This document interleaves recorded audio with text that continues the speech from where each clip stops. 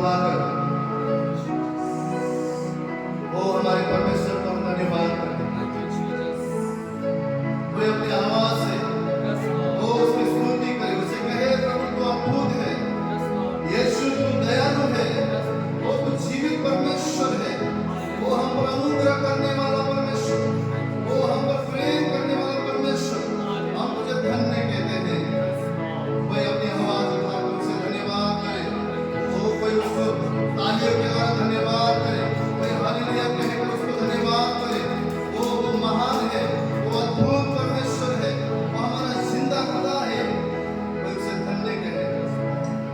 उस ऊंचाई की चीजों पर आइए, उस ऊंचाई पर हमारी दृष्टि हो, हाथों को उठाकर उसे कहे हालेलुया, धन्यवाद। हे मेरे मन यहोवा को धन्य कहे, जो भी कुछ हमें वो जीवित नाम को धन्य कहे।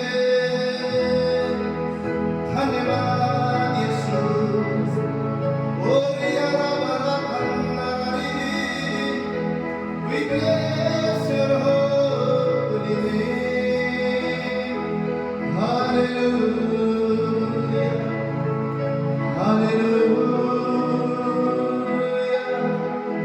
धन्य धन्य धन्य तेरा नाम धन्य है, बहुत ही पवित्र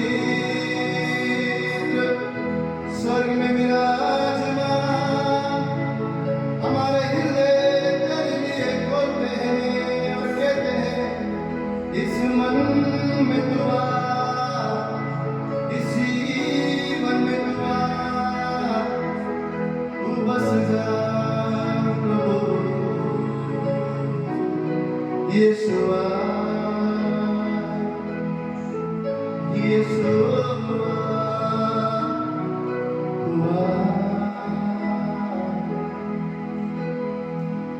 मेरा दिल बने तेरा सिंहासन, मेरी आत्मा तेरा आसन। मेरा दिल बने तेरा सिंहासन, मेरी आत्मा तेरा आसन। मेरे मन में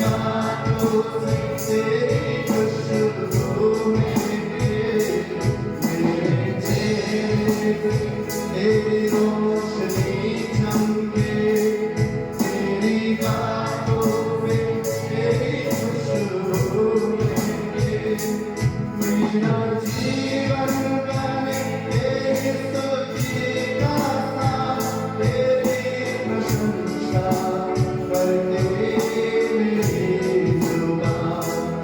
मेरे जीवन बने तेरी स्तुति का साथ, तेरी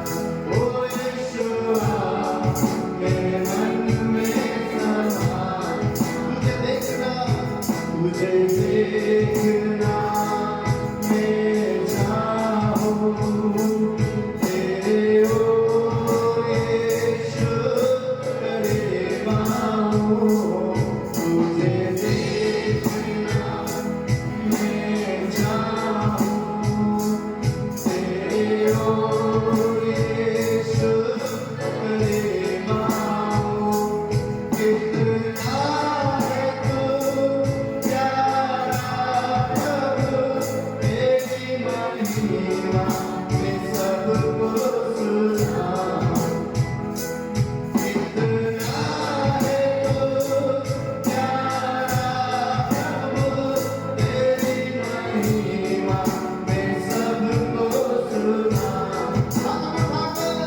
यीशु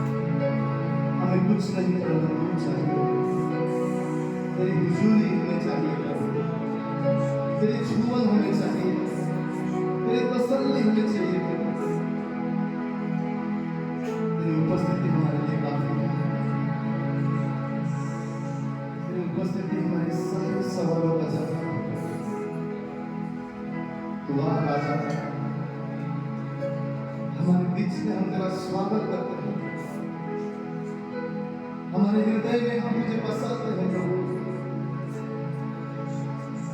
हमारे घरों में हम तुझे बुलाते हैं। आ प्रभु, तू आ राजा, अपनी महिमा में आ, अपने जलाल में आ, अपनी सहमत में तू आ। मेरी जिंदगी है तेरी, सब अपने जीवन को उसे देते हुए, समर्पण करते हुए, ओ उसे कहे प्रभु मैं यहाँ हूँ, यीशु मैं यहाँ हूँ। वो इस संसार से और संसार की बातों से अपने आप को मोड़ कर प्रभु मैं तेरी ओर आता हूँ, तेरी ओर आता हूँ और कहता हूँ मैं यहाँ हूँ, मैं तुझे अपने जीवन समर्पण करता हूँ। फिर से एक बार अपने आप को उसके हाथ में देते हुए कहे, मेरी जिंदगी है तेरी, यीशु तू है शान मेरी, मेरी जिंदगी है तेरी, यीशु तू है शान मेरी, खुद का लहू देकर तूने मेरी जिंदगी है सवारी, खुद का लहू देकर तूने मेरी जिंदगी है सवारी। यीशु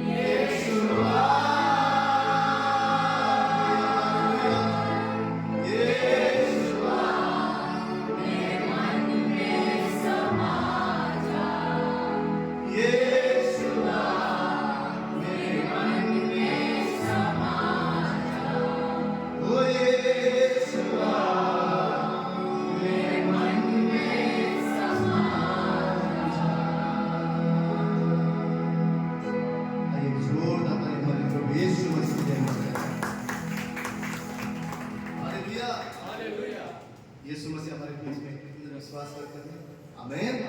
हमारा हृदय सदा उसका पवित्र स्थान बने, सदा हमारा हृदय उसमें हमारा यीशु मसीह सवार हो, ताकि हमारे जीवन से जो निकले, हमारे मन से जो निकले, वो परमेश्वर की बातें बने। हालेलुया।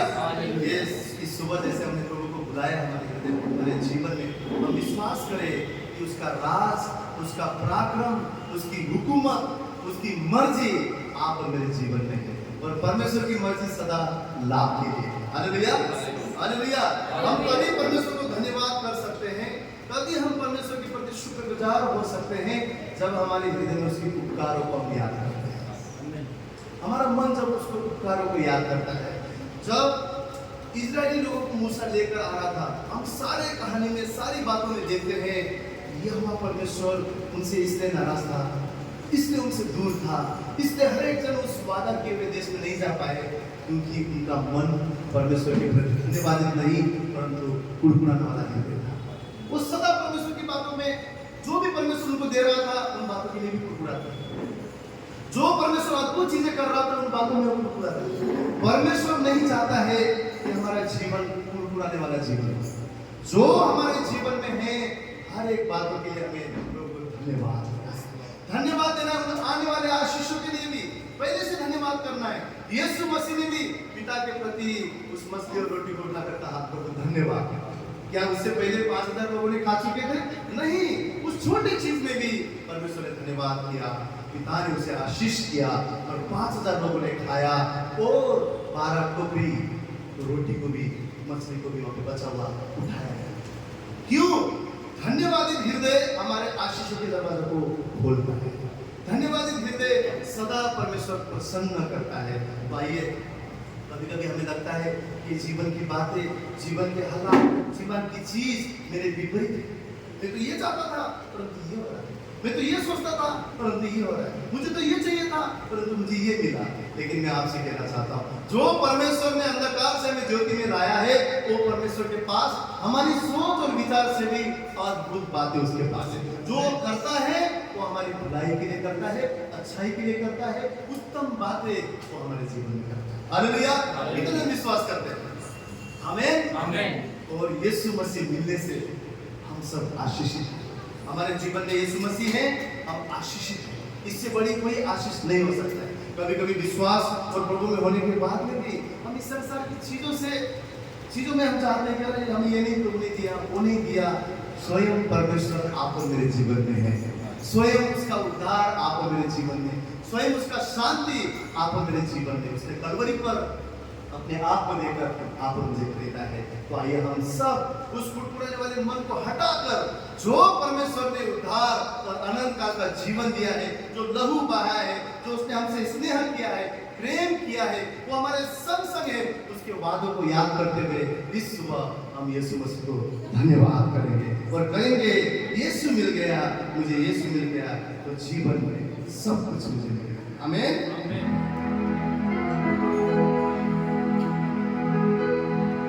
यीशु मिल गया मुझको, यीशु मिल गया, यीशु मिल गया मुझको, यीशु मिल गया तो जीवन में सब कुछ मिला, तो जीवन में सब कुछ मिला।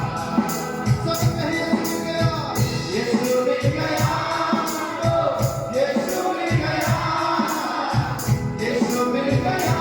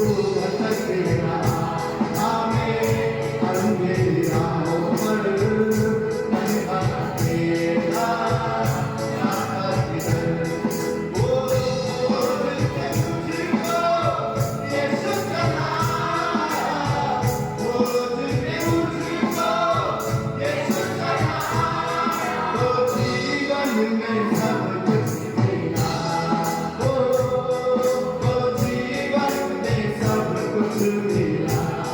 यीशु मिल गया, यीशु मिल गया हमको, यीशु मिल गया, यीशु मिल गया हमको, यीशु मिल गया। ओ जीवन में सब कुछ मिला, हाँ तो जीवन में सब कुछ मिला, ओ तो जीवन में सब कुछ मिला, हाँ तो जीवन में सब कुछ मिला, ओ तो जीवन में सब कुछ मिला, हाँ तो जीवन में सब कुछ मिला, ओ तो जीवन में सब कुछ मिला। आंसू लिख ले दिया पापों को मेरे, जान तेरी बदले में जान के मेरे, थोड़े सारे बंधन साथ है किया, थोड़े सारे बंधन साथ है किया, और जीवन का मकसद मिला, हाँ और जीवन का मकसद मिला। ओ यीशु मिल गया मुझको, यीशु मिल गया, यीशु मिल गया मुझको, यीशु मिल गया। ओ जीवन में सब कुछ मिला, ओ तो जीवन में सब कुछ मिला, हाँ तो जीवन में सब कुछ मिला। हालेलुया। एक जोरदार ताली यीशु के लिए बजाएं। सच में उसके मिलने से हमारे जीवन में आशा है। इस संसार के लोगों के पास आशा नहीं है। इस धरती पर जो आया है, हर एक जन अपने शरीर को छोड़कर जाएगा। मिट्टी से आए मिट्टी में जाएंगे, परंतु विश्वासियों के लिए प्रभु का धन्यवाद हो। क्या ही आशीषित लोग विश्वासी हैं जिनके लिए आशा है। क्या आशा कि संसार को तो हर एक व्यक्ति शरीर में छोड़ेगा, परंतु जो यीशु मसीह पर विश्वास करते हैं वो सदा के लिए उस आनंद काल के जीवन में प्रवेश। मृत्यु के बाद भी, शरीर की मृत्यु के बाद भी परमेश्वर ने अपने स्थान में सदा के लिए आप और मुझे रखा हुआ है। हमारी आशा क्या है कि दिन एक समय पूरे ही पूछे जाएगा। नीले आसमान से हमारा यीशु मसीह अपने लोगों को लेने के लिए आएगा, और जो उसमें सोए हैं पहले वो, और जो कलीसिया है जो उसके लिए तैयार है, उनके लिए वो उठा लिए जाएंगे। और आप में इस नीले आसमान पर हमारे परमेश्वर यीशु मसीह के साथ मेजबानी करेंगे, और इस धरती का हम यीशु मसीह के साथ न्याय करेंगे। ऐसा परमेश्वर का वादा आप में। हालेलुया। इस संसार के लोग कहाँ जाते हैं, कहाँ जाएंगे पता नहीं है, परंतु विश्वासी के लिए एक आशा है, एक आशा है, एक उम्मीद है, और परमेश्वर ने जो वादा किया है वो एक दिन जरूर पूरा होने वाला है कि वो आप और मुझे लेने आने वाला है, और हमारे अपने लोग को उस स्वर्गीय स्थान पर हम मिलने वाले हैं। आमीन। ये हमारे जीवन का बहुत ही बड़ा आशा, उम्मीद और आशीष है कि हम पलक झपकते ही प्रभु के राज्य में रहेंगे, उनके साथ सदा रहने के। कितनी बड़ी ये आशा है। इसलिए बाइबल क्या बोलता है, आखिरी के दिन में ये चीज को ना कलीसिया भूल जाएगा, लोग भूल जाएंगे, परमेश्वर का आगमन के दिन को भी भूल जाएंगे। इसलिए आप और मुझे इस बात को थाम के रखना है कि हमारा परमेश्वर हमें लेके आने वाला है। यीशु मसीह कहता है, मैं उस स्वर्गीय स्थान पर तुम्हारे लिए महल बना रहा हूँ, तुम्हें रहने के लिए महल बना रहा हूँ। इस धरती पर हो सकता है आपके पास भाड़े का घर हो सकता है आप सोचते हैं मेरे पास तो इतना छोटा घर है, इतना परिवार, इतना छोटा सा परिवार, इतना छोटा सा सैलरी, मेरे जीवन में कुछ भी नहीं है। आप सोचते होंगे कहाँ मेरे जीवन में कोई भली बात नहीं दिखता है, कोई बड़ी आशीष नहीं दिखता है, कोई बड़ी चीजें नहीं दिखता है, सब कुछ में कमी है, कमी है, कमी है, आप सोचते हो। परंतु जो मसीह पर विश्वास करता है, यीशु मसीह क्या बोलता है, मैं तुम्हारे लिए, ये मेरे लोग, मैं तुम्हारे लिए वहां पर महल बना रहा हूं, मेरे साथ तुम अनंत काल के लिए रहोगे, मेरे संग तुम भोजन करोगे, मेरे मेज के सामने तुम बैठोगे, पवित्र पवित्र सदा की स्तुति वहां पर करने के लिए परमेश्वर ने आप मुझे चुना। कुछ टाइम के, कुछ पल के चीजों के लिए हम यहाँ पर कभी कभी मन लगाते हैं, इसलिए परमेश्वर कहता है इस चीज के, इस संसार की बातों पर नहीं, लेकिन ऊंचाई की चीजों पर मन लगाओ, ऊंचाई की बातों पर मन लगाओ, ताकि हम उन चीजों को अपने आंखों से देख सके, उन वादों को कल्पना कर सके और सदा प्रभु के प्रति धन्यवाद कर सके। आपको पता है जितना ज्यादा आप इस संसार में मन लगाएंगे, उतना ज्यादा चिंता और दुख आपके जीवन में आएगा। क्यों? क्योंकि वो नाश होने वाली चीज है। परंतु जितना ज्यादा आप ऊंचाई की चीजों पर मन लगाएंगे, उतना ज्यादा परमेश्वर का शांति आपके मन में रहेगा। क्योंकि आप जानते इस तूफान भी, इस आंधियों के बीच में से भी परमेश्वर मुझे सदा के लिए निकाल के लेके जाने वाला है। सदा उसका अनुग्रह मेरे जीवन में होने वाला है, सदा उसका आनंद मेरे जीवन में होने वाला है। आज सबसे बड़ा शैतान का हथियार जो है, वो हमारे जीवन से आनंद को चुरा देता है, शांति को चुरा देता है, खुशी को चुरा देता है, वो परमेश्वर ने किए हुए वादों को चुरा देता है और हम भयभीत हो जाते हैं, डर जाते हैं, इस संसार पे मन लगाते हैं, इस नाशवान वस्तुओं पर मन लगाते हैं। आज परमेश्वर कहता है अविनाशी चीजों पर मन लगाओ, उस बात पर खुश हो जाओ, क्योंकि तुम्हारा नाम निर्णय के पुस्तक में लिखा हुआ है। हालेलुया। जब हम उस बात को स्मरण करके खुश होते हैं, कोई भी संसार की चिंता, कोई भी संसार की बातें हमें दुखी नहीं कर सकती। आमीन। तो कितने जन परमेश्वर को महिमा देने के लिए तैयार हैं कि यीशु मसीह ने वो अनंत काल का जीवन हमें दिया है। हालेलुया। कितने जन उसको धन्यवाद करने के लिए तैयार है, कितने जन उसको गौरव करने के लिए तैयार है। प्रभु तेरा धन्यवाद हो, मुझे से पापी को तूने बचाया। प्रभु धन्यवाद हो प्रभु, आज मैं और मेरा घराना नरक की ओर नहीं परंतु अनंत काल के स्वर्ग में जाएंगे। तो तेरा धन्यवाद हो। आइए इस समय हम उसको गौरव देंगे, महिमा देंगे, इस मराठी गीत को गाएंगे।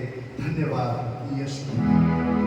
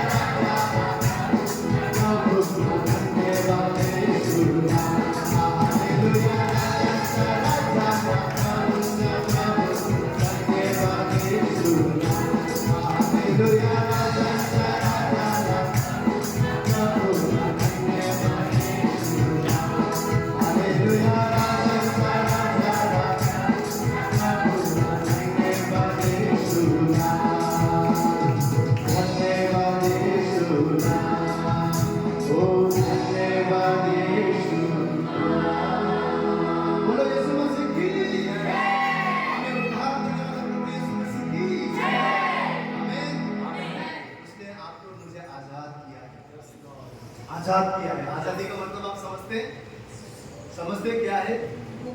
हम लोग आजादी मनाते हैं ना, देश के लिए भी आजादी मनाते हैं। क्यों? कुछ साल पहले अंग्रेज लोग ने क्या किया था? गुलाम बनाया हुआ। शैतान क्या करता है? हमें गुलामी बना देता है, गुलाम बनाता है। वो क्या है गुलाम बना? जब कोई मोह हमारे सामने आता है और हम परमेश्वर के भय ना मानकर उस पाप में गिर जाते हैं, हम गुलामी में, हम बंधन में। क्योंकि परमेश्वर पवित्र है, पाप के साथ में परमेश्वर कभी भी समझौता नहीं कर सकता। जब यीशु मसीह के ऊपर संसार का पाप था, पिता ने यीशु मसीह से भी अपना मुंह फेर लिया। क्यों? क्योंकि पूरा संसार का पाप उसके ऊपर था और पिता भी उसकी तरफ दया नहीं कर सका, देख नहीं सका, क्योंकि पाप के साथ परमेश्वर कभी भी समझौता नहीं कर सकता, कभी भी समझौता नहीं कर सकता। जब आदम ने पाप किया, वो पूरी तरह से नंगा हो गया और परमेश्वर से भागकर छूटने लगा। क्यों? क्योंकि परमेश्वर इतना पवित्र है, परमेश्वर इतना पवित्र है कि पाप के साथ में कभी भी समझौता करके वो कभी नहीं बोलेगा अच्छा बेटा पाप किया ना, कोई बात नहीं, मैं तेरे जीवन में आता हूं। पश्चाताप करना पड़ेगा, पश्चाताप करना पड़ेगा। जब हम पश्चाताप करते हैं, यीशु का लहू हमें धोकर शुद्ध करता है और फिर से एक बार हम परमेश्वर के पुत्र हो जाते हैं, बच्चे हो जाते हैं और बंधन टूट जाता है। तो यीशु का लहू छोड़कर और कोई भी बातें हमें आजाद नहीं कर सकता, कोई भी चीज हमें आजाद नहीं कर सकता है, क्योंकि पापों के लिए केवल यीशु का लहू मोल है, केवल यीशु का लहू मोल है। कोई चीज हम खरीदते हैं तो उसके लिए पैसा देना पड़ता है, पापों को धोने के लिए यीशु का लहू देना पड़ता है, यीशु का लहू बीच में लाना पड़ता है। क्षमा, जब हम क्षमा मांगते हैं, बाइबल बोलता है कि यीशु मसीह पिता से मध्यस्थी करता है, वो पिता से विनती करता है, बोलता है इस बच्चे के लिए मैंने लहू बहाया है, इसने क्षमा मांगा है, पिता इसे क्षमा। और उस बलिदान के द्वारा हम क्षमा पाते हैं और आजाद होते हैं। इसीलिए हर दिन पवित्र आत्मा की हमें जरूरत है, क्योंकि बाइबल क्या बोलता है? पवित्र आत्मा हमारे पापों के विरुद्ध करता है। आपको पता है कहीं लोग पश्चाताप इसलिए नहीं कर पाते कि पवित्र आत्मा का विरुद्ध वहां पर नहीं है।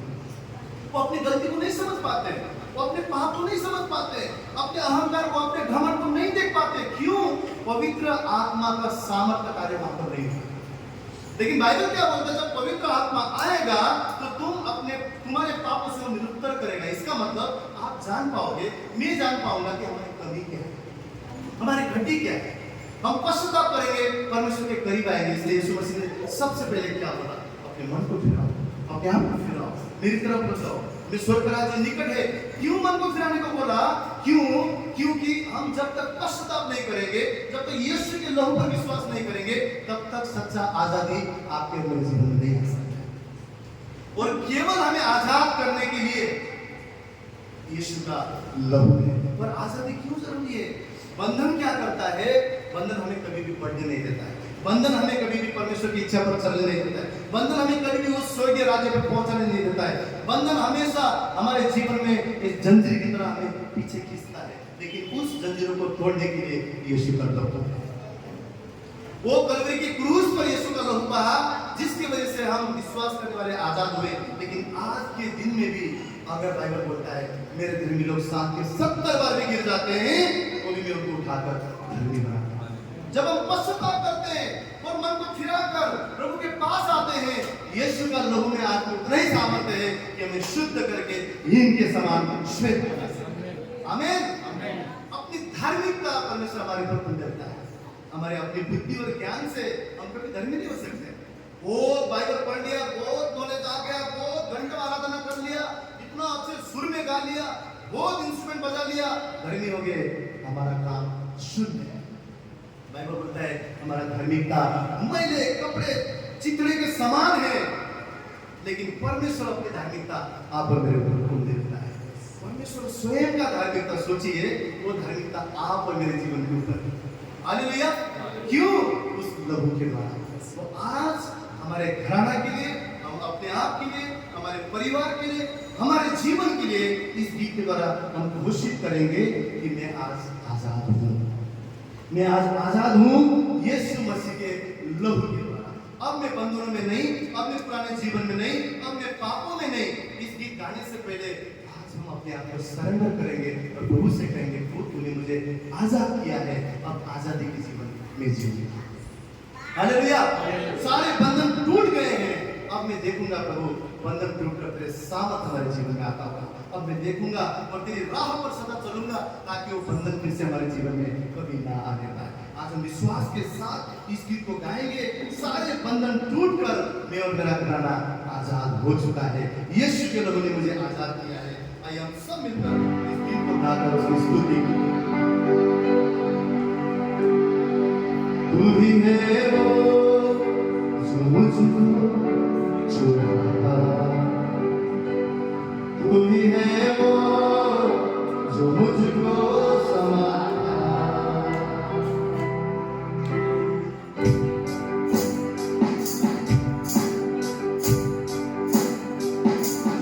तू ही है वो जो मुझको छुड़ाता, तू ही है वो जो मुझको संभालता।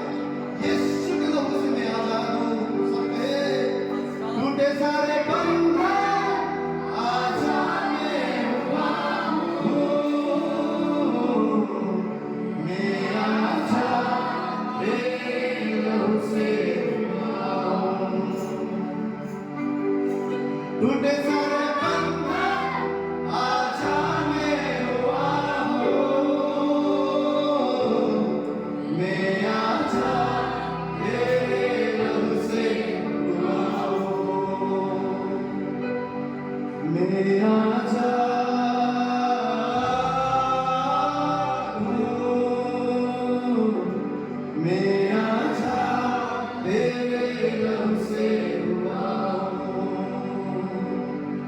हूँ मैं आजा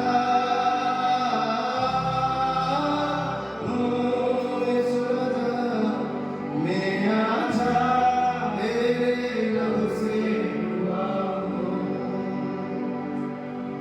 मैं आजा तेरे रंग से हुआ हूँ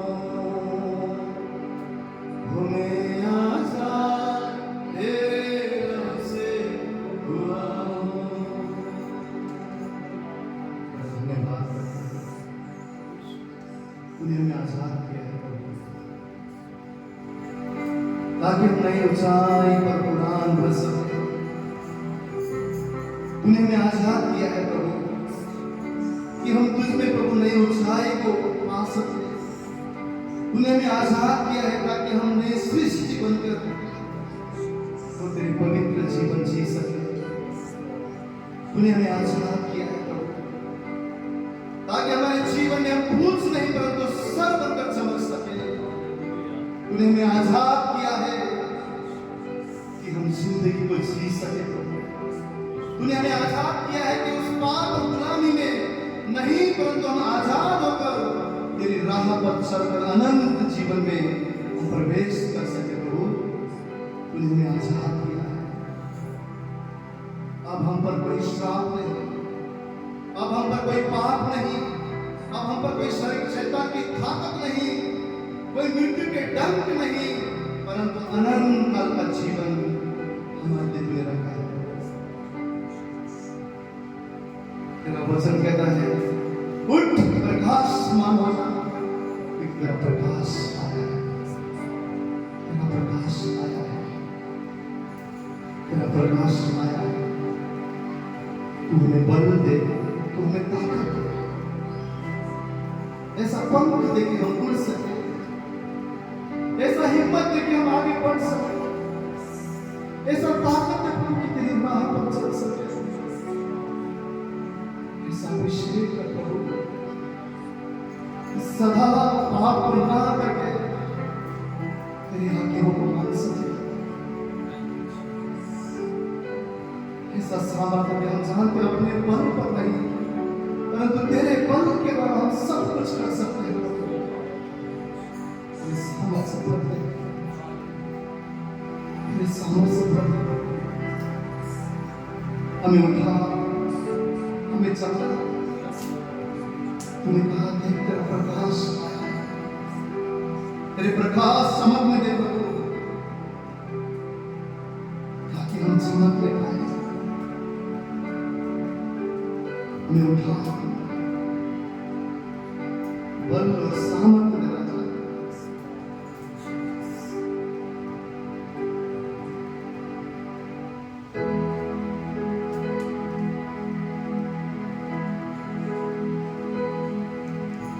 उड़ान भरूं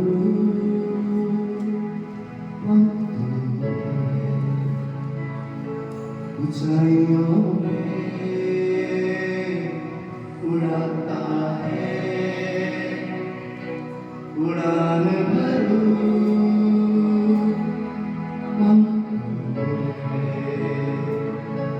ऊंचाइयों में उड़ाता है, उड़ूंगा अब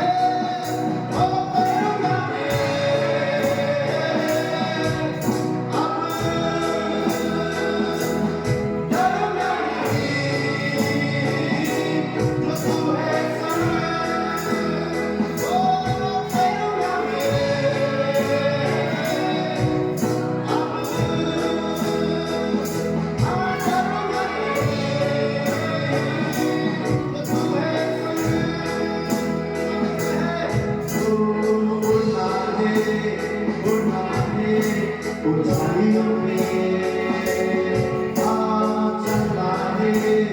चलना है तेरी राहों पे तेरना है लहरों पे उड़ना है ऊंचाइयों पे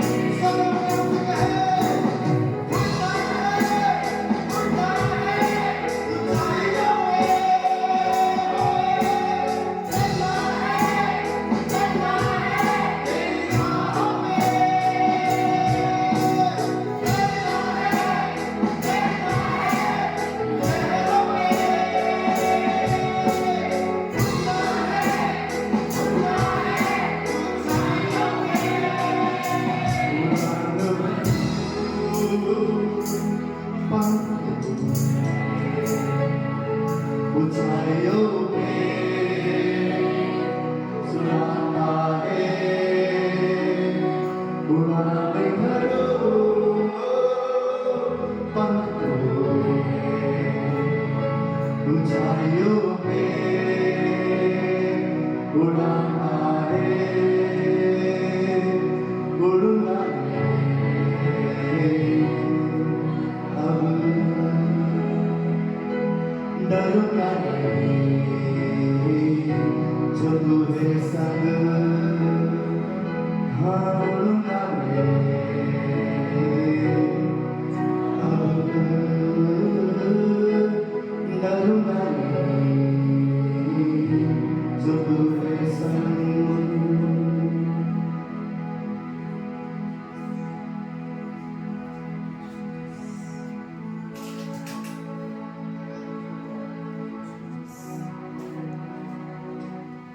वो हमारे साथ है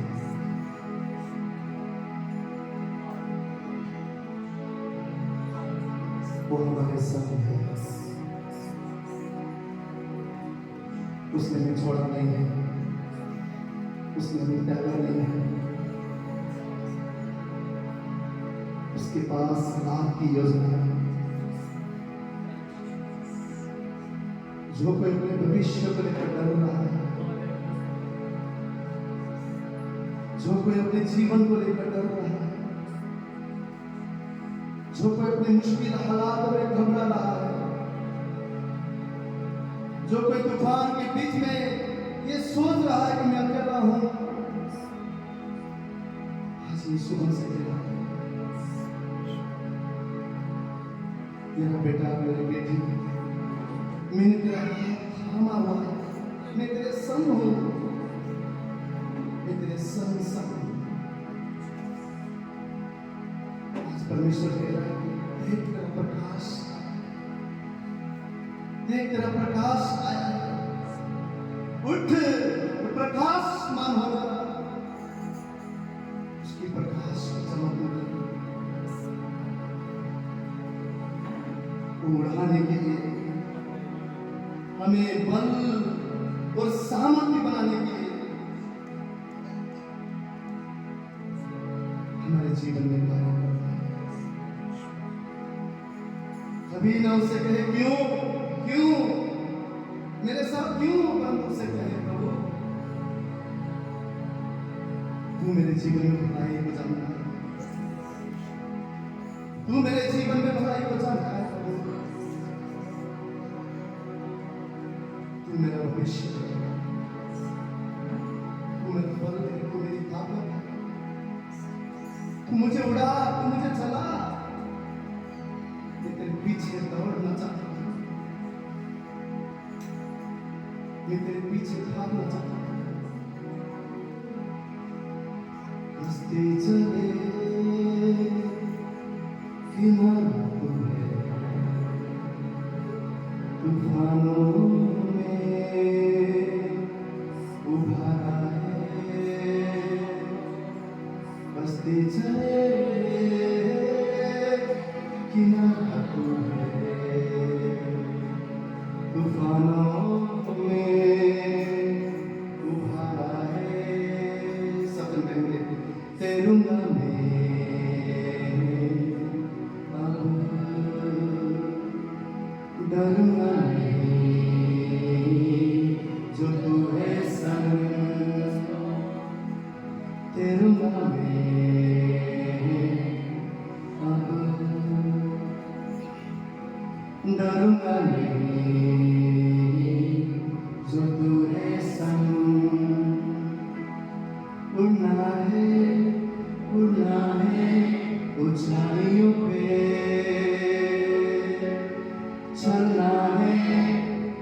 चलना है तेरी राहों पे,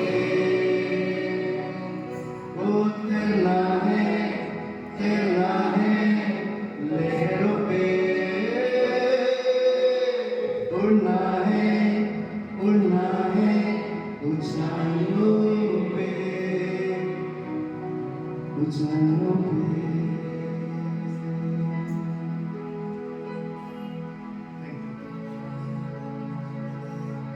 तू संग है प्रभु तो हम तूफानों में भी चल सकते हैं। तू संग है प्रभु इसलिए हम आंधियों के बीच में भी चल सकते हैं।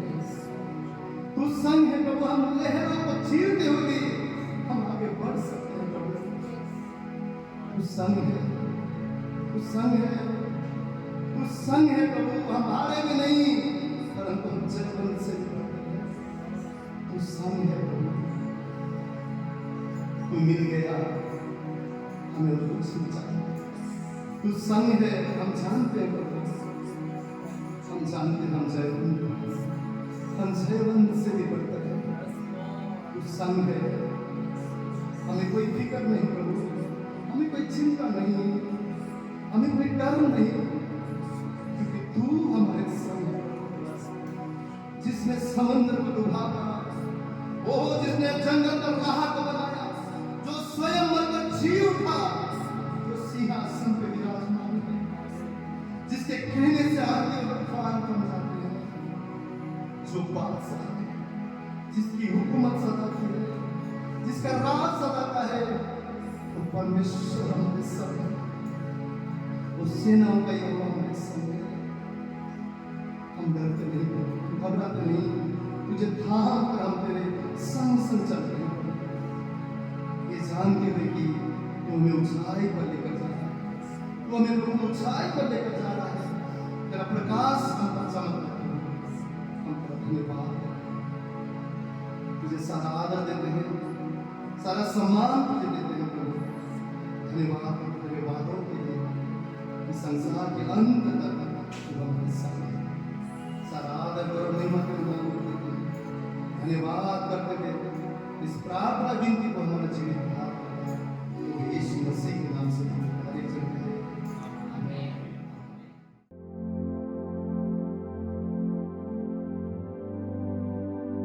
आज जो परमेश्वर का वचन है, जो परमेश्वर ने मुझे दिया, वो है व्यवहार। व्यवहार क्या होता है? जब हम किसी भी रिश्ते को बढ़ाना चाहते हैं तो हमें उसमें एक सही व्यवहार की जरूरत होती है। सही व्यवहार, कोई रिश्ता अगर हमें बढ़ाना है, किसी के साथ दोस्ती बढ़ानी है, किसी के साथ प्रेम का रिश्ता बढ़ाना है, तो जरूरी है वहाँ व्यवहार बराबर का होना चाहिए, बराबर का होना चाहिए। अगर हम देखते हैं पहला यूहन्ना का 4वां अध्याय, तो यहाँ हम एक रिश्ते की शुरुआत देखते हैं। यहाँ रिश्ते की शुरुआत कैसे हो रही है? यहाँ लिखा हुआ है 10वें वचन में, प्रेम इसमें नहीं कि हमने परमेश्वर से प्रेम किया, पर इसमें है कि उसने हमसे प्रेम किया और हमारे पापों के प्रायश्चित के लिए अपने पुत्र को भेजा। 1 यूहन्ना 4वां अध्याय 10वां वचन।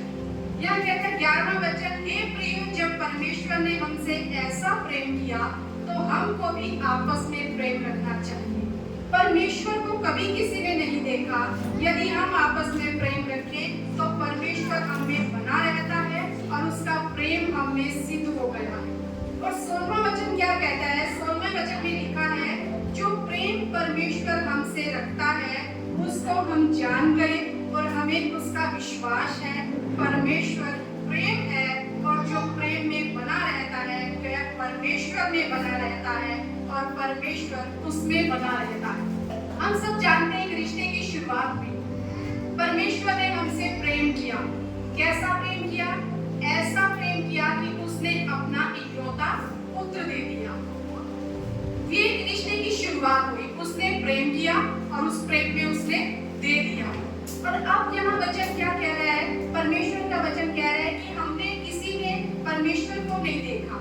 यदि हम आपस में प्रेम रखें तो परमेश्वर हमें बना रहता है। अगर हमारे अंदर प्रेम होगा तो हमारे अंदर परमेश्वर बना हुआ है। क्यों? क्योंकि 16वां वचन कह रहा है परमेश्वर प्रेम है। जिसने हमसे प्रेम किया, अपना पुत्र दे दिया और वचन कह रहा है वो परमेश्वर ही प्रेम है। और हम लोग कैसे जानेंगे परमेश्वर को? जब हमारे अंदर वो उस प्रेम को देखेंगे। जब हमारे अंदर प्रेम देखेंगे तो हमारे अंदर कौन दिखेगा? परमेश्वर दिखेगा, यानी हम में परमेश्वर है। और परमेश्वर का वचन क्या कह रहा है 16वें वचन में? जो प्रेम में बना रहता है वह परमेश्वर में बना रहता है। परमेश्वर प्रेम है और हम में अगर प्रेम दिखता है तो हम में परमेश्वर दिखता है, और अगर हम में परमेश्वर दिखता है और वो प्रेम दिखता है तो हम उसमें बने हुए हैं और वो हम में बना हुआ है। यानी एक रिश्ते की शुरुआत हुई कि परमेश्वर ने पहले शुरू किया, प्रेम हमसे किया और अपना पुत्र दे दिया। अब वो कहता है परमेश्वर, आगे का व्यवहार तुम्हारे साथ करना चाहता हूँ। अगर तुम में ये प्रेम है तो ये प्रेम दिखेगा और तो मैं दिखूंगा, और जब मैं दिखूंगा तो जाहिर सी बात है तुम मुझ में हो और मैं तुम में हूँ। ये रिश्ते की शुरुआत होती है। पर क्या ये प्रेम हम वैसा प्रेम दिखाते हैं जैसा परमेश्वर ने हमारे साथ दिखाया है? क्यों आज परमेश्वर के प्रेम को अगर देखें, परमेश्वर के प्रेम को अगर देखते हैं तो उसका बड़ा गलत अर्थ निकाला जाता है, बड़ा गलत अर्थ निकाला जाता है। कई बार हम कहते हैं कि परमेश्वर तो प्रेमी है, हम कुछ भी करें वो प्रेमी परमेश्वर है। ऐसा नहीं है। हम पत्ती में ही देखते हैं वो परमेश्वर जो प्रेमी परमेश्वर था वो न्यायी भी बन गया। उसने आदम और हवा की गलती को उधर वहां बागीचे में से बाहर निकाल दिया उन्हें, क्योंकि वो न्यायी परमेश्वर भी है। सब कुछ उसने किया। हाँ, ये जरूरी है कि उस परमेश्वर का प्रेम कभी टलता नहीं। जब आदम नंगा हुआ तब परमेश्वर ने उसे उस वाटिका से तो निकाल दिया, उसने तो पत्तों से अपने आप को ढांपा, परमेश्वर ने वहां से बाहर निकाल दिया, लेकिन उसके बावजूद भी परमेश्वर ने चमड़े के वस्त्र उन्हें पहना दिए, क्योंकि वो प्रेम करता था ताकि तुम्हारा नंगापन ना दिखे। न्याय भी करता है, प्रेमी भी है, लेकिन उसका प्रेम सिर्फ प्रेमी परमेश्वर है। हम ऐसे उसका गलत इस्तेमाल नहीं कर सकते कि हम कुछ भी करें हमारा परमेश्वर तो प्रेमी परमेश्वर है। नहीं, वो न्यायी परमेश्वर भी है। और आज परमेश्वर चाहता है इस प्रेम में, इस रिश्ते में मैं एक बराबरी का व्यवहार चाहता हूँ। प्रेम सिर्फ तोहफा देना नहीं है। बाइबल में क्या लिखा गया है? बाइबल में लिखा गया है कि परमेश्वर ने ऐसा प्रेम किया कि उसने अपना इकलौता पुत्र दे दिया। ये जाहिर सी बात है कि प्रेम देना दर्शाता है, लेकिन सिर्फ देना दर्शाता, किसी को अच्छे गिफ्ट दे देना, किसी के बारे में अच्छी बातें बोल देना, या किसी के साथ हर समय संगति करते रहना, ये संसारिक प्रेम भी हो सकता है। सिर्फ वो तोहफे नहीं, लेकिन परमेश्वर कहता है कि मेरा प्रेम क्या है? मैंने अपनी सबसे कीमती चीज तुम्हें दी। सबसे कीमती चीज एक है प्रेम, और प्रेम का अपोजिट होता है लस्ट, अभिलाषा, जिसे आज हम प्रेम का नाम दे देते हैं। कई बार जब हम प्रभु के पास आते हैं, हम कहते हैं मैं तुमसे प्रेम करता हूँ प्रभु, मैं तुमसे प्रेम करता हूँ, मेरी प्रार्थना सुन प्रभु, मुझे ये चाहिए क्योंकि मैं तुमसे प्रेम करता हूँ। प्रेम चाहता नहीं है, प्रेम देता है। अभिलाषा चाहती है, लस्ट जो होती है ना, उसमें चाह होती है, उसमें इच्छा होती है, मुझे मिले मुझे मिले मुझे मिले। लेकिन प्रेम जो होता है वो देने की इच्छा रखता है, वो सब कुछ दे देता है, वो सब कुछ दे देता है। तो आज परमेश्वर वो प्रेम चाहता है जो प्रेम मैंने तुमसे किया, मैंने अपना इकलौता पुत्र दे दिया तुम्हारे लिए। इससे कीमती और कुछ नहीं, इकलौता पुत्र। और उस पुत्र ने क्या किया? हमारे पापों की खातिर अपने आप को बलिदान कर, हमारे पापों के लिए, वो पाप जो हमारे थे, जिनकी कीमत मृत्यु थी, उस खुदा ने अपनी मृत्यु, अपना लहू देकर हमें खरीद लिया। ऐसा बेशकीमती प्रेम उसने हमसे किया। आज प्रभु वो व्यवहार हमसे चाहता है, वो व्यवहार चाहता है। आज हम यही सीखेंगे कि क्या परमेश्वर हमसे चाहता है और किस तरह उसके प्यार को पहले हम देखेंगे कि कितना गहरा और कैसा वो प्यार है। हम गीत गाते हैं, सागर से भी गहरा, पर्वत से भी ऊंचा। कोई सागर की गहराई हम नाप नहीं सकते, पहाड़ की, पर्वत की ऊंचाई हम नाप नहीं सकते, इतना महान उसका प्रेम है। लेकिन पवित्र शास्त्र में से हम देखेंगे कि कितना महान उसका प्रेम है। क्या कुछ है जो उस खुदा ने हमारे लिए किया, और वो कहता है ये सच्चा प्रेम है मेरा। सच्चा प्रेम देने की चाह रखता है, सच्चा प्रेम देने की चाह रखता है। भाई कह रहे थे कि आज उसने हमें गुलामी से आजाद कराया है। आज हम दास नहीं है किसी के।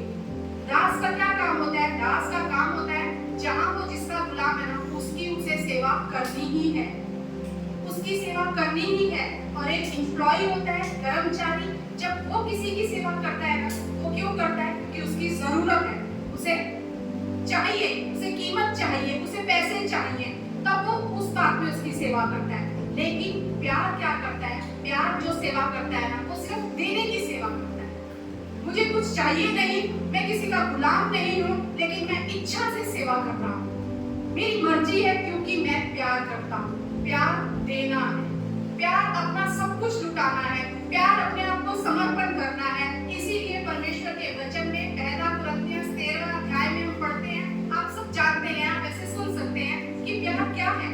प्यार झुंझलाता नहीं, प्यार अनरीति नहीं चलता, प्यार डहा नहीं रखता, प्यार कुड़कुड़ाता नहीं है, वो प्यार अपनी बढ़ाई नहीं चाहता। वो प्यार जो है सच्चा प्यार है, जो सब कुछ समर्पण कर देता है, जो त्याग कर देता है, जो बलिदान कर देता है, जो इच्छा रखता है कि बस जिससे मैं प्यार करता हूँ उसकी भलाई मेरे जीवन में मैं देखूं। वो प्यार परमेश्वर का प्यार है। अगर हम परमेश्वर का वचन निकालते हैं, हम निकालेंगे श्रेष्ठ गीत।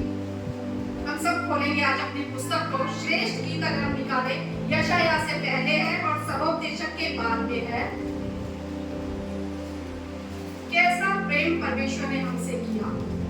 यहाँ निकालेंगे हम दूसरा अध्याय। दूसरे अध्याय में लिखा है 4वें वचन में, वह मुझे भोज के घर में ले आया और उसका जो झंडा मेरे ऊपर फहराता था वह प्रेम था। यहाँ वो कह रहे हैं वह मुझे भोज के घर में ले आया और उसका जो झंडा मेरे ऊपर फहराता था वह प्रेम था। कौन उसे ले आया भोज के घर में? ये सब हम जानते हैं। श्रेष्ठ गीत जो है एक प्रेमी और प्रेमिका का है, कलीसिया का यीशु मसीह के साथ रिश्ते को बताया गया है। तो वो कह रहे हैं कि वो मुझे भोज के घर में ले आया है और भोज के घर में ले आया और उसका जो झंडा मेरे ऊपर फहराता था वह प्रेम था। एक उसने मेरे ऊपर झंडा रखा है और उस झंडे की निशानी क्या है? प्रेम। झंडे के बारे में तो हम सब अभी जानते हैं, हम सब ने इलेक्शन सभी चुनाव देखे हैं। हर झंडे में एक चिन्ह होता है, कहीं कमल का फूल था, कहीं हाथ था, कहीं मशाल थी, कहीं तीर कमान था। वो उस पार्टी की निशानी था। ये झंडा इस पार्टी का है और वो झंडा जहां लगा हुआ है यानी ये उनकी पहचान है। अगर किसी ऑफिस के ऊपर लगा है तो हम पहचान सकते हैं, हाँ ये कमल का फूल वाला झंडा है तो यानी ये इस पार्टी का ऑफिस है। ये हाथ का झंडा है तो ये इस पार्टी का ऑफिस है। यहाँ परमेश्वर कह रहा है कि वह मुझे, वचन कह रहे हैं वह मुझे भोज के घर में ले आया, उसका जो झंडा मेरे ऊपर फहराता था वह प्रेम था। आपकी और मेरी निशानी प्रेम है। हमारे ऊपर जो झंडा फहरा है ना, उसका चिन्ह क्या है? प्रेम। इसीलिए वचन कह रहा है परमेश्वर प्रेम है और उसने वो झंडा हमारे ऊपर लगा दिया है और वो कह रहा है ये मेरी ये निशानी है प्रेम की और तुम्हारे ऊपर मेरा झंडा है। इसका मतलब तुम मेरे हो। एक देश के अगर हम कोई जहाज भी देखते हैं, कोई उसकी कुछ भी एक बिल्डिंग भी देखते हैं, वहां भी अगर किसी देश का झंडा लगा है तो हम कहते हैं ये देश, ये दर्शा रहा है झंडा ये इस देश का। हम बॉम्बे में घूमने गए थे, वहां जब हम लोग गेट ऑफ इंडिया से आगे जब जा रहे थे तो हमने देखा कि काफी सारे जहाज हैं बड़े बड़े और हमारा आयुष्य काउंट करके बताने लगा हमें, डैडी देखो वो कुवैत का जहाज खड़ा है, वो देखो उस कंट्री का जहाज खड़ा है। कैसे हमें पता लग रहा था? क्योंकि उनके ऊपर उनके झंडे लगे हुए थे, उनके वो फ्लैग लगे हुए थे जो दिखा रहे थे ये इस देश को रिप्रेजेंट कर रहे हैं। परमेश्वर कहता है तुम मुझे रिप्रेजेंट कर रहे हो, मैंने तुम्हारे ऊपर अपना झंडा लगाया है और उस झंडे के अंदर जो चिन्ह है ना वो चिन्ह प्रेम का है, क्योंकि मैंने अपना बेटा तुम्हारे लिए दे दिया। मेरा सच्चा प्रेम ये है, मेरा सच्चा प्रेम ये है कि मैंने तुम्हारे लिए अपने पुत्र को दे दिया, अब तुम मेरा प्रेम तुम्हारे ऊपर है और मैंने वो झंडा रखा है। किसी के ऊपर अपना झंडा लगा देना यानी ये मेरी प्रॉपर्टी है, ये मेरा है, इसे कोई छू नहीं सकता, इसे कोई हानि नहीं पहुंचा सकता क्योंकि मैं इसका मालिक हूं। कितने गर्व की बात है हमारे लिए कि हमारे ऊपर उस सृष्टिकर्ता ने अपना झंडा लगाया है और अपनी पहचान रखी है कि कोई हमें छू नहीं सकता। अगर परमेश्वर के प्रेम को हमने देखना है ना, जब हम उसके झंडे को देखें हम याद रखें मैं उसका हूं, मेरे ऊपर एक चिन्ह लगाया गया है, मेरे ऊपर एक निशानी है और वो निशानी परमेश्वर के प्रेम की है। और इसी में अगर हम देखते हैं 8वें अध्याय में तो यहाँ क्या लिखा हुआ है? 8वें अध्याय में लिखा है 6वें वचन में, मुझे नगीने के समान अपने हृदय पर लगा रख, ताबीज के समान अपनी बाह पर रख, क्योंकि प्रेम मृत्यु के तुल्य सामर्थी है। और 7वां वचन कहते हैं, पानी की बाढ़ से भी प्रेम नहीं बुझ सकता और ना महानदों से डूब सकता है। यदि कोई अपने घर की सारी संपत्ति प्रेम के बदले दे दे तो भी वह अत्यंत तुच्छ ठहरेगी। क्या कह रहे हैं परमेश्वर का वचन यहाँ? वो कह रहे हैं नगीने के समान अपने हृदय पर लगा रख, यानी मुझे इस तरह से तू अपने ऊपर लगा ले कि मैं तेरे साथ ही लगा रहूं। एक निशानी के तौर पर तू मुझे अपने आप में जोड़ ले, मुझे अपने अंदर लगा ले, अपने ताबीज और ताबीज के समान अपनी बाह पर रख ले, बांध ले मुझे अपने साथ। और प्रेम की यहाँ स्ट्रॉन्गनेस बताई गई है कि प्रेम मृत्यु के तुल्य सामर्थी है। प्रेम किसके तुल्य सामर्थी है? मृत्यु के तुल्य। इंग्लिश में अगर हम पढ़ते हैं इस वचन को, विशेष गीत 8 के 6 में, तो वहां लिखा है place me like a seal over your heart. यहाँ लिखा है नगीने के समान अपने हृदय पे लगा ले, और इंग्लिश कहती है सील ओवर योर हार्ट, मतलब एक स्टैंप लगा के समान मुझे रखा है, उस प्यार की छाप हमारे ऊपर। वो कह रहे हैं सील कर ले मुझे अपने हृदय में उस तरह से, और कह रहे हैं प्रेम मृत्यु के तुल्य सामर्थी है। जिस तरह मृत्यु का एक निश्चित है कि मृत्यु हर इंसान जब इस धरती पर आया है तो मृत्यु तय है, मृत्यु तय है, उसी तरह वो कह रहे हैं प्रेम मृत्यु के तुल्य सामर्थी है। वो प्रेम भी कभी टल नहीं सकता, वो भी अटल है। कह रहे हैं आगे वचन, पानी की बाढ़ से भी प्रेम नहीं बुझ सकता। उसके अंदर इतनी आग है, उसके अंदर इतनी सामर्थ है, वो इतना पावरफुल है कि जितना भी पानी हो वो उसे बुझा नहीं सकती। आग जब लगती है उस पे पानी डालना चाहते हैं तो आग बुझ जाती है, लेकिन उस प्रेम में ऐसी आग है कि उसे पानी भी नहीं बुझा सकता और न महानदों से डूब सकता है। यदि कोई अपने घर की सारी संपत्ति प्रेम के बदले दे दे तो भी वह अत्यंत तुच्छ ठहरेगी। वो ऐसा कीमती है कि आप क्या उस प्रेम के आगे सारी दौलत बिकी है, सारी दौलत तुच्छ है, उसे कोई खरीद नहीं सकता। ऐसा परमेश्वर हमसे प्रेम करता है, ऐसा परमेश्वर हमसे प्रेम करता है। उसकी सील हमारे ऊपर लगी हुई है। वो कहता है ऐसा प्रेम है कि मैंने अपना झंडा तुम्हारे ऊपर गाड़ दिया है, तो मेरी प्रॉपर्टी हो, मैं तुम्हारा स्वामी हूँ, मैं तुम्हारे साथ रहता हूँ। और जब हम इस प्रेम में चलते हैं, जब हम इस प्रेम को जान जाते हैं अपने जीवन में, तो अगर हम रोमियो की पुस्तक निकालते हैं उसका 8वां अध्याय, तो वहाँ क्या लिखा हुआ है परमेश्वर के प्रेम के बारे में? 31 वचन से अगर हम पढ़े तो वहाँ लिखा है, अतः हम इन बातों के विषय में क्या कहें? यदि परमेश्वर हमारी ओर है तो हमारा विरोधी कौन हो सकता है? जब हम उस प्रेम में बने हुए हैं, जब हमारे ऊपर वो सील लगी हुई है, जब हमारे ऊपर वो झंडा गड़ा हुआ है, जिस झंडे के अंदर निशानी है प्रेम की, तो वो कह रहा है जब ये सब कुछ तुम्हारे साथ है, ये तुम्हारे ऊपर है, तुम्हारा स्वामी तुम्हारा परमेश्वर है, तो फिर पहला क्वेश्चन वो कह रहा है तो हमारा विरोधी कौन हो सकता है? जब वो हमारी ओर है तो फिर हमारा विरोधी कौन हो सकता है? 32 वचन कहते हैं, जिसने अपने निज पुत्र को भी ना रख छोड़ा परंतु उसे हम सबके लिए दे दिया, वह उसके साथ हमें और सब कुछ क्यों ना देगा? जिसने उस प्यार में वो इतना बड़ा तोहफा हमें दिया है, जब उसने एक बार उस प्यार की खातिर अपना बेटा कुर्बान किया, तो वो कह रहा है आगे वो क्यों ना देगा? वो ऐसा प्रेम करता है आपसे कि वो कह रहा है कोई तुम्हारा विरोधी नहीं हो सकता, क्योंकि मेरी सील तुम्हारे ऊपर है, मैं तुम्हारा मालिक हूँ। जब मैंने एक बार तोहफा दिया है अपना पुत्र, तो मैं आगे भी तुम्हें दूंगा। ऐसा तो नहीं मेरा प्यार कोई झूठा प्यार नहीं है, संसार का प्यार नहीं है, मैं आगे भी तुम्हें दूंगा। आगे कह रहे हैं परमेश्वर के चुने लोगों पर दोष कौन लगाएगा? यहाँ हम क्वेश्चंस गिन सकते हैं, कौन हमारा विरोधी होगा? क्यों ना वो हमें सब कुछ देगा? कौन हम पर दोष लगाएगा? परमेश्वर ही है जो उनको धर्मी ठहराने वाला है। फिर कौन है जो उनको दंड की आज्ञा देगा? जब हम उसकी प्रॉपर्टी है, जब वो हमारा स्वामी है, तो परमेश्वर कह रहा है तुम्हारा कोई विरोधी नहीं है। पर ये सारा प्रेम परमेश्वर का, ये परमेश्वर का प्रेम है, और परमेश्वर बता रहा है तुम्हें व्यवहार करना है। मैंने तो ये सब कुछ किया है, मेरे प्रेम में तो अगर तुम चल रहे हो तो ये सब कुछ है तुम्हारे लिए। आगे वचन कहता है 35वां वचन, कौन हमको मसीह के प्रेम से अलग करेगा? कौन हमको मसीह के प्रेम से अलग करेगा? क्या कलेश, या संकट या उपद्रव या अकाल या नंगाई या जोखिम या तलवार। हमने पढ़ा प्रेम मृत्यु के समतुल्य सामर्थ्य है। जब वो अटल प्रेम है तो कोई भी चीज हमें उससे अलग नहीं कर सकती। पानी उसे डुबा नहीं सकता, महानद उसे डुबो नहीं सकता। वो कह रहे हैं जब ये प्रेम सामर्थ्य है तो यहाँ कोई चीज उस प्रेम से हमें अलग नहीं कर सकती, उस प्रेम से जो परमेश्वर का प्रेम है। अगर वो प्रेम हमारे अंदर है तो हमें कौन मसीह के प्रेम से अलग करेगा, कौन हमारा विरोधी होगा। और क्यों ना परमेश्वर हमें सब कुछ देगा और कौन हम पर दोष लगाएगा। तब परमेश्वर कहता है कि मैं तुम्हें धर्मी ठहराता हूँ, कौन तुम पर दंड की आज्ञा देगा। लेकिन जरूरी है, ये तो एक तरफा प्यार हो जाता है। ये प्यार है परमेश्वर का प्यार। परमेश्वर कह रहे हैं ये मेरा प्यार है। अगर ये प्यार तुम में पाया जाता है तो तुम्हारे अंदर ये चीजें पाई जाएंगी, फिर कोई तुम्हें उससे अलग नहीं कर सकता।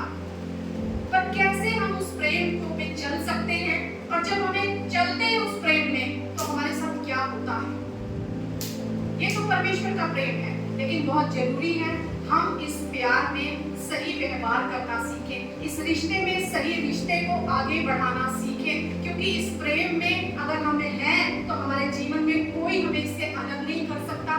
सब कुछ हमारे पास है, सब कुछ हमारे पास है। उस परमेश्वर ने हमसे ऐसा प्रेम किया कि उसने अपना इकलौता पुत्र दे दिया, इकलौता पुत्र दे दिया। और परमेश्वर का वचन अगर हम इसमें श्रेष्ठ गीत में ही देखते हैं ना, तो वहां पे ही लिखा हुआ है, वहां एक वचन लिखा है कि प्रेम को ना जगा सकते हैं हम, ना उकसा सकते हैं। प्रेम अपने आप से उपजता है। आप किसी को जबरदस्ती कर सकते हो मुझसे प्रेम कर, मुझसे प्रेम कर, नहीं कर सकते आप किसी को जबरदस्ती कि हम नहीं तू इससे प्रेम कर, नहीं तू मुझसे प्रेम कर। या किसी को भी जबरदस्ती प्रभु में भी नहीं ला सकते कि नहीं आप प्रभु से प्रेम करो। हम प्रेम करते हैं तो वो हमारे अंदर वो प्रेम उपजा है, अपने आप से उपजा है। जबरदस्ती हम किसी के अंदर उस प्रेम को जगा नहीं सकते, उकसा नहीं सकते।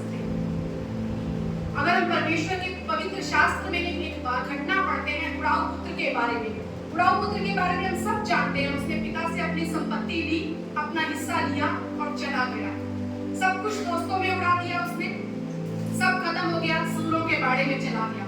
जब वहां जाकर वो खा रहा है, वहां रह रहा है, तो क्या लिखा हुआ है वचन में कि वहां वो आपे में आया। आपे में आया, आपे में आने का मतलब क्या है? और आपे में आया तो उसे क्या पता चला, मेरे पिता के घर में तो सब कुछ है। आपे में आया मतलब उसके अंदर वो प्यार उपजा, उसके अंदर वो प्यार जागा।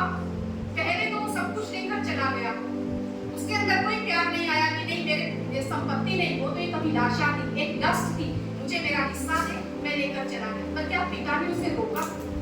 पिता ने कुछ नहीं कहा, दे दिया सब कुछ, वो चला गया। पिता बोल सकता था अरे मैं तुझसे प्रेम करता हूँ, तू भी मुझसे प्रेम कर, सब कुछ तेरा है। लेकिन ना पिता ने कुछ कहा, ना पिता ने उसे रोका, पर पिता ने उसे जाने दिया। कई बार परमेश्वर हमारे अंदर उस प्रेम को जगाने के लिए ना हमें उन हालातों में जाने देता है। वो ऐसा माहौल बना देता है कि जब तुम्हें जो करना है करो, लेकिन जब तुम्हारे अंदर वो प्रेम जागेगा, जब तुम्हारे अंदर खुद से वो प्रेम उपजेगा, तब तुम मेरे पास जब लौट कर आओगे ना, फिर तुम वापस नहीं जाओगे। फिर तुम जान पाओगे कि सच्चा प्यार मेरा परमेश्वर ही मुझसे करता है। वहां लिखा है वो आपे में आया, और क्या हुआ, धीरे धीरे उसके जीवन से सारी बातें बाहर निकलने लगी। वो अपने पिता के पास आया, फिर से उसके जीवन में सब कुछ आने लगा। पिता ने नए वस्त्र पहनाए, जूतियां पहनाई, अंगूठी पहनाई, वहां जश्न मनाया गया। जब हमारे जीवन में प्यार नहीं होता, हम अपने आप को उस बंधन में बांध के रखते हैं, सारी परेशानियों में अपने आप को डाल कर रखते हैं। कई बार क्या अक्सर हम सुनते हैं, शैतान ने मेरे जीवन में बंधन डाले हैं, लोगों ने मेरे जीवन में कुछ करके रखा है। लोगों को शैतान बाद में आते हैं, पहले हमारा शरीर, हमारी इच्छाएं आती हैं। क्योंकि हम जो चाहते हैं ना, हम वो करना चाहते हैं, हम वो करना चाहते हैं। यहाँ बेटे ने वही किया जो वो चाहता था, लेकिन जब वो प्यार जागा, वो बंधन टूटने लगे, वो लौटा अपने पिता के पास, और एक एक करके उसके जीवन में आजादी आने लगी, छुटकारा आने लगा, बहाली आने लगी, उन्नति आने लगी। और यही बात अगर हम प्रकाशित वाक्य में पढ़ते हैं, प्रकाशित वाक्य के 2 अध्याय में हम देखें, वहां इफिसुस की कलीसिया के लिए लिखा गया है। इफिसुस सी कलीसिया के लिए क्या लिखा गया है यहाँ पर प्रकाशित वाक्य के 2 अध्याय में वहां लिखा है 4 वचन में, पर मुझे तेरे विरुद्ध यह कहना है कि तूने अपना पहला सा प्रेम छोड़ दिया है। यानी प्रेम छूटता भी है, छोड़ भी देते हैं, उससे पीछे हट जाते हैं। 5वां वचन कहता है, इसलिए स्मरण कर कि तू कहां से गिरा है और मन फिरा और पहले के समान काम कर। यानी जब हमारे अंदर से प्रेम हटने लगता है, प्रेम हट जाता है, हम गिर जाते हैं। हमारे जीवन में जो है ना, वो ढलान का एक पीरियड शुरू हो जाता है, और जब प्रेम उपजता है तो हम उठने लगते हैं। परमेश्वर का प्रेम हमें छुटकारा देता है। परमेश्वर यहाँ क्या बोल रहे हैं? स्मरण कर तू कहां से गिरा, क्योंकि तूने प्रेम छोड़ दिया है। जब हम प्रेम छोड़ देते हैं, हमारे जीवन में एक नीचाई का स्तर शुरू हो जाता है, और जब हमारे अंदर प्रेम उपजने लगता है, हमारे जीवन में एक बढ़त का क्षेत्र शुरू हो जाता है। यानी जब हम परमेश्वर से प्रेम करते हैं तो परमेश्वर हमें उठाता है, लेकिन जब हम प्रेम छोड़ देते हैं तो हम परमेश्वर से फिर जाते हैं। तो परमेश्वर यहाँ इस कलीसिया को क्या कह रहा है? मन फिरा और स्मरण कर कि तू कहां से गिरा है।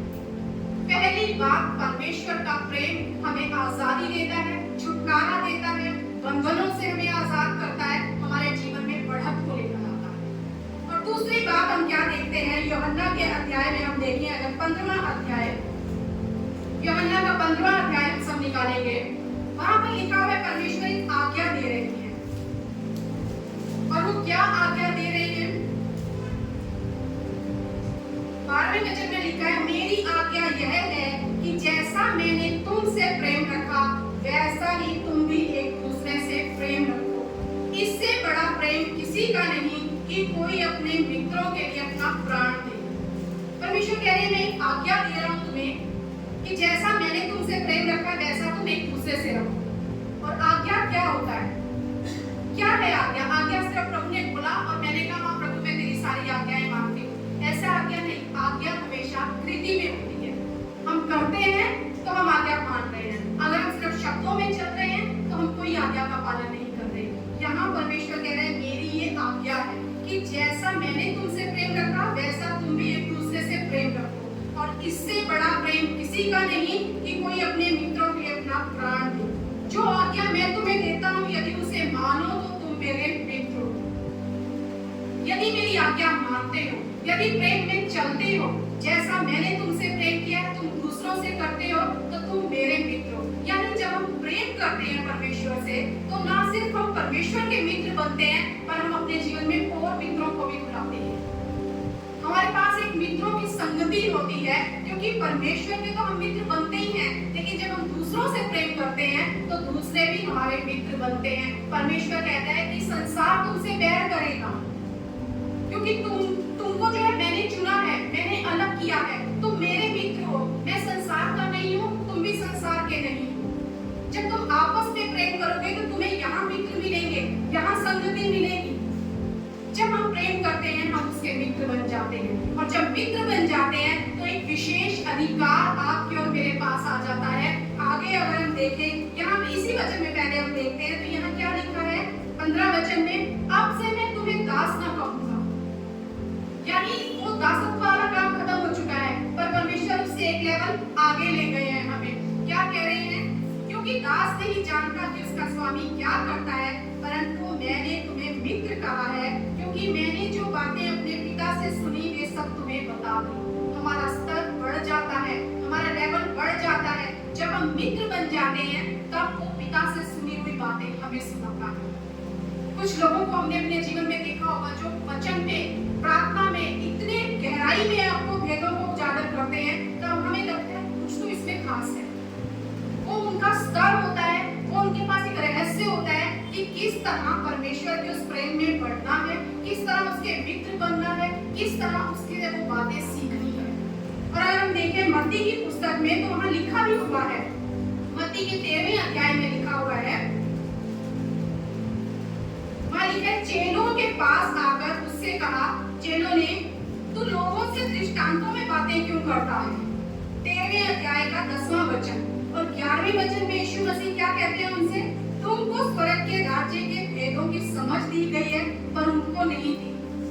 यानी जब हम उसके मित्र बन जाते हैं, जब हम उसके साथ संगति करने लगते हैं, एक लेवल हमारा बढ़ जाता है, हमें एक विशेष अधिकार प्राप्त होता है। और वो क्या होता है कि स्वर्ग के राज्य के भेदों की समझ हमें दी जाती है। हम उसके भेदों को समझ पाते हैं, उसकी गहराई की बातों को समझ पाते हैं। जो वो पिता से सुनता है वो हमें सुनाता है। हमारा रिश्ता उसके साथ और गहरा होता है। परमेश्वर कह रहा है, अगर तुम मेरे साथ प्रेम में बंधते हो, अगर तुम मेरे साथ व्यवहार करते हो, तो सबसे पहले तो तुम सारे बंधनों से छुटकारा पाओगे। उसके बाद तुम्हारे जीवन में बढ़त शुरू होगी। उसके बाद तुम्हारे जीवन में तुम एक स्तर पर और बढ़ोगे, मेरे मित्र बन जाओगे। फिर तुम्हारे जीवन में स्वर्ग के भेदों का रहस्य उजागर होगा। तुम संसार के तुल्य नहीं रहोगे, लेकिन तुम अलग हो जाओगे। तुम मेरे करीब बन जाओगे अगर तुम उस प्यार में चलते हो। क्यों परमेश्वर ये चाहता है और क्यों वो हमें सारी बातें सिखाता है? अगर 2 कुरिन्थियंस का हम देखें वचन, वहां क्या लिखा है? 2 कुरिन्थियंस 5:20 में, हम मसीह के राजदूत हैं। मानो परमेश्वर हमारे द्वारा विनती कर रहा है। हम मसीह की ओर से निवेदन करते हैं कि परमेश्वर के साथ मेल मिलाप कर लो। एक ड्यूटी है आपकी और मेरी, एक जिम्मेदारी है आपकी और मेरी, और वो क्या है? हम मसीह के राजदूत हैं। हम मसीह के राजदूत हैं। कई बार हम वक्त जब काम करते हैं ना प्रभु का, तो कई कुछ लोगों को अजीब लगता है। वो बोलते हैं इतनी जरूरत नहीं है बार बार लोगों के घरों में जाना, बार बार भागना, हर जगह जाना, इतनी जरूरत नहीं है। पौलुस एक बात कहते हैं 2 कुरिन्थियंस 5:14 में कि मसीह का प्रेम हमें विवश कर देता है, इसलिए कि हम यह समझते हैं कि जब एक सबके लिए मरा तो सब मर गए। तो ये जो मसीह का प्रेम है ना, जब हमारे अंदर उपजता है ना, ये हमें विवश करता है।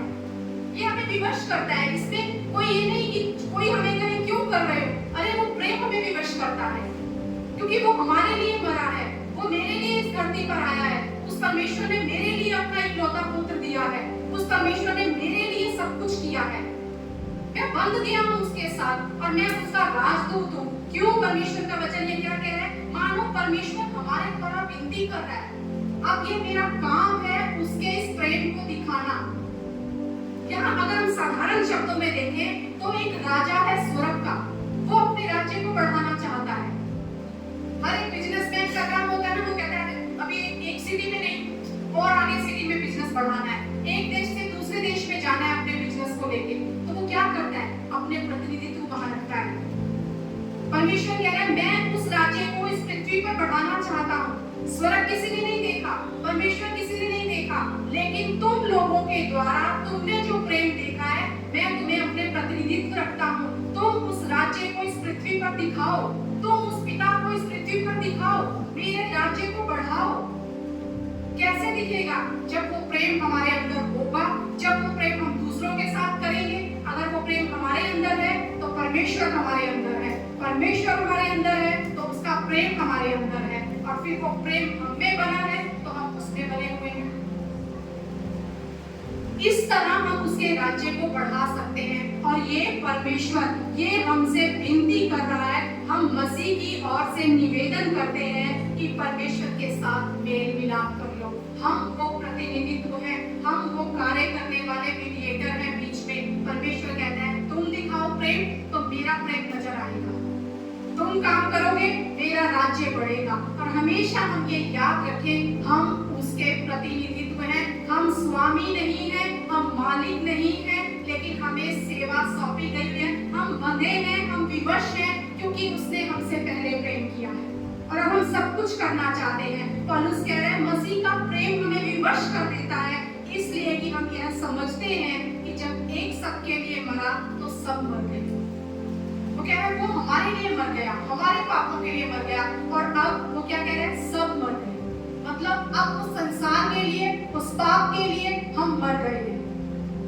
अब हमें कोई फर्क नहीं पड़ता क्या हो रहा है, क्या नहीं हो रहा है, क्या कोई हमारे लिए कह रहा है, क्या हमसे बातें की जा रही हैं। अब मैं मर गया हूँ इस संसार के लिए। और 1 कुरिन्थियंस 13 में क्या लिखा है? प्रेम झुंझलाता नहीं, प्रेम ढा नहीं करता, प्रेम बढ़ाई नहीं करता, प्रेम अनरीति नहीं चलता, प्रेम अटल है। जब तक हम मरेंगे नहीं ना, तब तक हमारे अंदर ये प्रेम उत्पन्न नहीं हो सकता। नहीं हो सकता। अगर हम एक मृत व्यक्ति को देखते हैं, क्या उसके ऊपर कोई एक्शन और रिएक्शन होता है? कभी नहीं होता। एक्शन और रिएक्शन किसके ऊपर होता है? जो जीवित है। अगर हम अभी भी संसार के लिए जीवित है ना, तभी हमें वो संसार की बातें चुभती हैं, तभी हमें वो बातें लगती हैं। हमारा परमेश्वर का प्रेम ऐसा प्रेम है कि अगर मलाकी का 3रा अध्याय खोले ना, तो वहां पर लिखा गया है, परमेश्वर कहता है कि परमेश्वर का भय रखने वाले जब बातें कर रहे थे तो उसने दूतों से क्या कहा? पुस्तक में उनको स्मरण करने के लिए लिख ले। मलाकी 3:16 में लिखा हुआ है, स्मरण के लिए लिख ले परमेश्वर का भय रखने वाले। परमेश्वर का भय वही रखते हैं जिनके अंदर परमेश्वर का प्रेम है। और वो क्या लिख रहा है? वो कह रहा है कि वो लिख रहा है, स्मरण में रख रहा है इन बातों को। और कौन सी बातें? मेरे लिए कितनी बढ़ाइयां कर रही है ये। आज हम यहाँ बैठे हैं, उसकी स्तुति कर रहे हैं, उसका वचन सुन रहे हैं। परमेश्वर दूतों से कह रहा होगा, याद रखिए इस दिन इकट्ठे हुए थे, कौन कौन आज आया था, सबको लिख ले, ये धर्मी थे।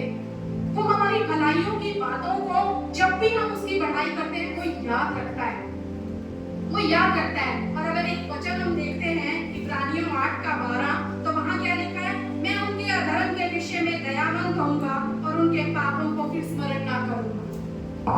ये उसका प्रेम है। जो अच्छी बातें हम करते हैं ना, वो उनको लिख रहा है, स्मरण कर रहा है। पर जो हमारी गलतियां है ना, वो क्या बोलता है? मैं स्मरण ना करूंगा। पर संसार का प्रेम क्या है? आप 100 अच्छाइयां कर लो, लेकिन अगर आपने एक गलती की है ना, अरे ब्रदर आपने ऐसा कहा था, अरे ब्रदर आपने ऐसा किया था, अरे उसके साथ 100 अच्छी बातें भी तो की थी। ये परमेश्वर का प्रेम हमें विवश करता है कि वो हमारी गलतियां नहीं गिनता, वो हमारे पाप नहीं गिनता। वो कहता है ऐसे दूर करती है जैसे पूरब से पश्चिम दूर है, इतनी दूर मैंने तुम्हारे पाप कर दिए हैं। मैं दयावंत रहता हूँ तुम्हारी गलतियों पर, तुम्हारे अधर्म के विषय में दयावंत होऊंगा। उस दाऊद को परमेश्वर कहते हैं कि ये मेरे मन के मुताबिक मुझे व्यक्ति मिल गया। दाऊद तो कितनी गलतियां करता था, उसने पाप किया, व्यभिचार की, हत्या की, सब किया, लेकिन एक चीज से परमेश्वर को खुश होता है, जो वो प्रकाशित वाक्य में भी कह रहा है, मन को फिरा, स्मरण कर तू कहां से गिरा। जब हम स्मरण करते हैं, जब हम अपनी गलती को मानते हैं, जब हम अपने अधर्म को मानते हैं, तो वो कहता है तुम्हारे अधर्म के विषय में मैं दयावंत होऊंगा। वो दया करता है हम पे उस समय। वो हमारी उस गलती को बार बार में दोहराता कि तूने ये की है ना, तूने ये की है ना, तूने ऐसा किया था। वो कहता है फिर मत करना, बस मैं दयावंत हूँ, मैं दया कर रहा हूँ, पर दोबारा मत करना। ये परमेश्वर का प्रेम है और परमेश्वर चाहता है ये प्रेम हमारे अंदर जे। यही बात गलतियों की पुस्तक, इफिसियों की पुस्तक में भी लिखी है, वहां भी लिखा है प्रेम में बढ़ते चलो, मसीह का अनुसरण करो और प्रेम में बढ़ते चलो। उसके प्रेम में एक दूसरे के साथ प्रेम रखो, ये उस परमेश्वर की आज्ञा है हमारे लिए, ये उसकी आज्ञा है। वो कहता है मेरा प्रेम का झंडा तो तुम्हारे ऊपर है, पर क्यों तुम प्रेम में विफल हो जाते हो? कुरिन्थियंस में लिखा हुआ है प्रेम कभी विफल नहीं होता। पर हमारा प्रेम क्यों विफल हो जाता है? क्योंकि हमारे प्रेम में कहीं ना कहीं लस्ट आ जाती है, अभिलाषा आ जाती है, जबकि परमेश्वर का प्रेम जो है अनंत काल का प्रेम है, निर्दोष प्रेम है। वो ऐसा महान प्रेम है कि वो कहता है मैं कोई दया नहीं रखता तुमसे, मैं तुम्हारी गलतियों पर भी दयावंत होता हूँ, मैं तुम्हारे ऊपर अपना झंडा गाड़ के रखता हूँ और उस झंडे की निशानी ही प्रेम है। मैंने तुम्हें इस तरह से तुम्हारे ऊपर सील लगा दी है अपने प्रेम की कि कौन अब तुम्हारा विरोधी होगा, कौन तुम्हारा विरोधी होगा। फिर क्यों हम संसार में प्रेम ढूंढे? क्यों ना हम पौलुस की तरह कहें प्रभु तेरा प्रेम मुझे विवश करता है, क्योंकि मुझे पता है मेरी अच्छाइयां ही नहीं, मेरी गलतियों को तो ऐसे मिटा देता है, दयावंत होता है उनके लिए, मेरी अच्छाइयां तो याद रखता है प्रभु मेरे विषय में। जब मैं प्रेम मेरे अंदर उपजता है तो तू इतनी बढ़ाइयां मेरे जीवन में करता है, इतनी बढ़त लेकर आता है, मेरे जीवन में एक स्तर ऊंचा उठने लगता है। तो मुझे अपना मित्र बना लेता है, तो अपने स्वर्ग के भेद मुझ पर उजागर करने लगता है, तो मुझे अपने प्रतिनिधित्व के रूप में खड़ा करता है और तू कहता है कि अब तेरा ये काम है, तू ये काम कर। आज खुदा चाहता है व्यवहार करें हम उस परमेश्वर के साथ, लेन देन करें उस परमेश्वर के साथ। हम प्रेम करते हैं नहीं, हम इसलिए करते हैं क्योंकि उसने हमसे पहले किया है। पर फिर भी क्या हमारा प्रेम सच्चा प्रेम है? क्या हमारा प्रेम निष्कपट प्रेम है? और वो कह रहे हैं कि अगर मुझसे प्रेम करते हो दूसरों से भी प्रेम करो, दूसरों से प्रेम करोगे तो मेरा प्रेम दिखाई देगा तुम्हारे अंदर से, तो तुम दूसरे जान पाएंगे कि इनके इनके अंदर परमेश्वर है और इनके अंदर परमेश्वर का प्रेम है। आज परमेश्वर के इस वचन के द्वारा मैं विश्वास करती हूँ परमेश्वर ने हमें सिखाया है कि क्यों हमें प्रेम में चलना जरूरी है, क्योंकि उसी प्रेम में छुटकारा है, उसी प्रेम में आजादी है, उसी प्रेम में बढ़त है, उसी प्रेम में आत्मिकता हमारी ऊंची उठती है और वो प्रेम सबसे बढ़कर हमें विवश कर देता है, क्योंकि उसने हमसे पहले प्रेम किया है, उसने पहले हमसे प्रेम किया है। तो आइए आज हम एक निश्चय लें कि परमेश्वर मैं इस व्यवहार को करना चाहता हूँ, मैं इस रिश्ते को बढ़ाना चाहता हूँ प्रभु, मैं तेरे और नजदीक आना चाहता हूँ और ये प्यार मैं चाहता हूँ खुद ब खुद मेरे अंदर उपजे, खुद ब खुद उपजे। और परमेश्वर का आत्मा का फल है प्रेम। प्रेम सबसे पहला फल प्रेम है। अगर प्रेम है तो सब कुछ है, प्रेम भी परमेश्वर ही प्रेम है, तो इसीलिए उसके बाद सारी बातें शुरू होती हैं। आज इस वचन के द्वारा परमेश्वर ने हम सबको एक नया लेसन सिखाया है कि किस तरह हम अपने जीवन में आशीषों को प्राप्त कर सकते हैं उस व्यवहार के द्वारा, उस रिश्ते में बंद कर। आइए हम जोरदार तालियों का अर्पण करें अपने खुदा के लिए, जो भला है